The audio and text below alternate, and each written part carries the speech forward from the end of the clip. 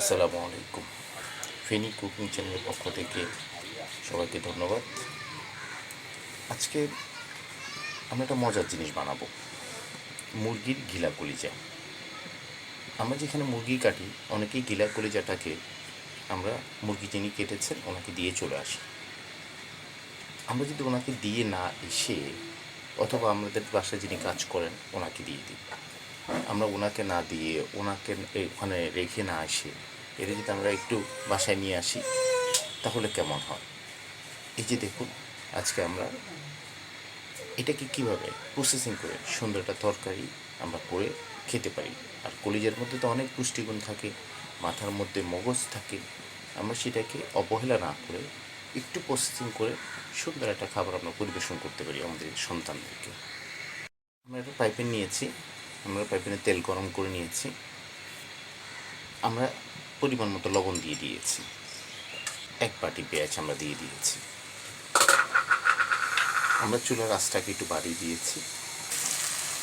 আমরা সরিষার তেল দিয়ে রান্না করছি, আপনার ইচ্ছে করলে সয়াবিন তেল দিয়ে রান্না করতে পারেন, অথবা অলিভ অয়েল দিয়ে রান্না করতে পারেন, বা আপনার যে তেল বাসায় আছে আপনারা ইউজ করেন সেই তেল দিয়ে আপনারা রান্না করতে পারেন।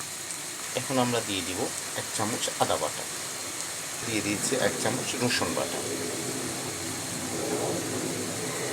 আমরা একটু নেড়ে চেড়ে নিব যাতে করে পেঁয়াজের গায়ে মশলাটা সম্পূর্ণ লেগে যায়। মশলাটা ভাজা হয়ে এসছে, তো আমরা এখন এই মশলার মধ্যে পানি দিয়ে দিব। 1 বাটি পানি দিয়ে দিলাম, পরিমাণ মতো আপনারাও দিয়ে দিতে পারবেন। একটু নেড়ে নিব যাতে করে মশলাটা সম্পূর্ণ মিক্সড হয়ে যায়।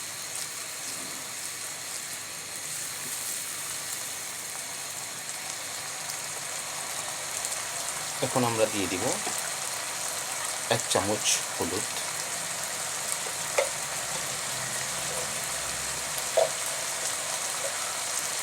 1 চামচ মরিচ,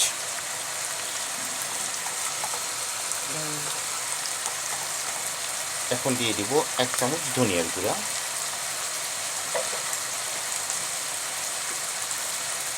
এখন দিয়ে দিচ্ছি পরিমাণ মতো জিরার গুঁড়া। এটা কিন্তু আমরা বেটে নিয়েছি, আমরা মেশিনে ভাঙাইনি, এটাকে আমরা বেটে নিয়েছি পাটার মধ্যে। আপনারা চেষ্টা করবেন প্রত্যেকটা মশলা বেটে নিতে, ভাঙানোর একসাথ বেটে মশলা দেওয়ার অন্য একটি স্বাদ। তো আমাদের আগে যারা ছিল পূর্বপুরুষ, আগে যারা গ্রামে রান্না করতো, আমরা দেখেছি মরিচ, হলুদ, যে মশলাগুলো ছিল সব বেটে বেটে তরকারি রান্না করতো, তাতে অনেক সুস্বাদু হতো।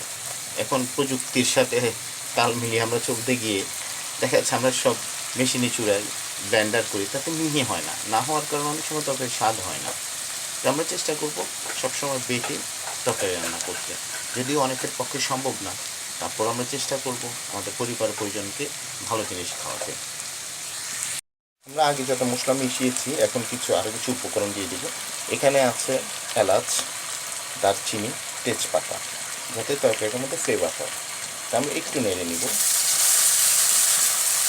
আমি আগেও বলেছি যে আপনারা বারবার নাড়ার জন্য কেন নাড়বেন, আমরা কেন নাড়তেছি, যাতে মশলাটা মিশে যায়, একদম সম্পূর্ণ মশলাটা মিক্সড হয়ে যায় আর মশলার গন্ধটা চলে যায়, সেই জন্য আমরা বারবার নেড়ে। এই যে দেখেন, আমরা প্রথমে কেমন কালার ছিল, এখন কালারটা কী এসছে। তো আমরা একটা সুন্দর একটা মিক্সড মশলা তৈরি করেছি। আমাদের মশলাটা সম্পূর্ণ তৈরি, আমরা ভালোভাবে কষিয়ে নিয়েছি।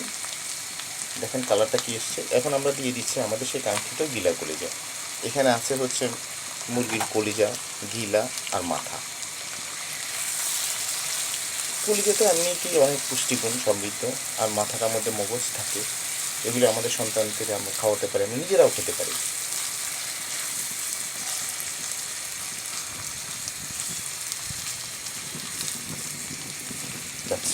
আমরা এটা মশলাটার মধ্যে এটা মোটামুটি মিক্সড হয়ে গেল।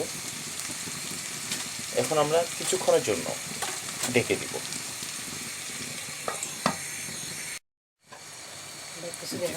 দেখুন কি সুন্দর একটা কালার এসেছে। এটা আমরা কষানো হয়ে গেছে। এখন আমরা পানি দিয়ে দিব।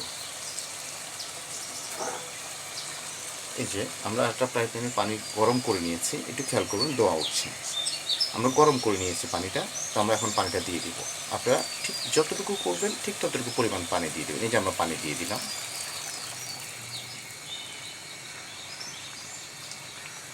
এখন হালকা বলক উঠছে, কারণ আগেই গরম ছিল ওইটা, আমরা গরম পানি দিয়ে দিয়েছি, সঙ্গে সঙ্গে বলক উঠছে।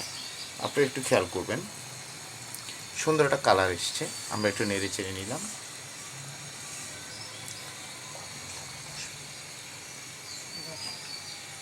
ঠিক 8 থেকে 10 মিনিট এভাবে ঢেকে রাখবো, তাহলে হয়ে যাবে আমাদের আজকের রান্না।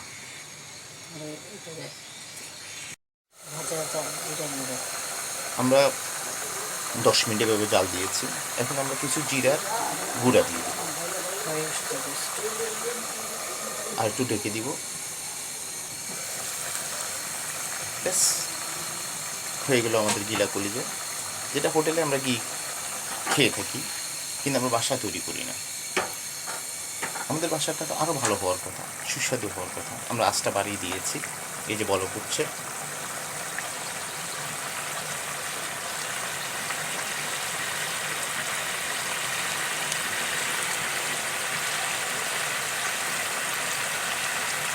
হয়ে গেল আমাদের জিলা কলিজা রান্না। আমাদের পাশেই থাকবেন, আমাদের জন্য দোয়া করবেন। আপনাদের ভালোবাসা আমরা শিখতে হতে চাই। ধন্যবাদ সকলকে।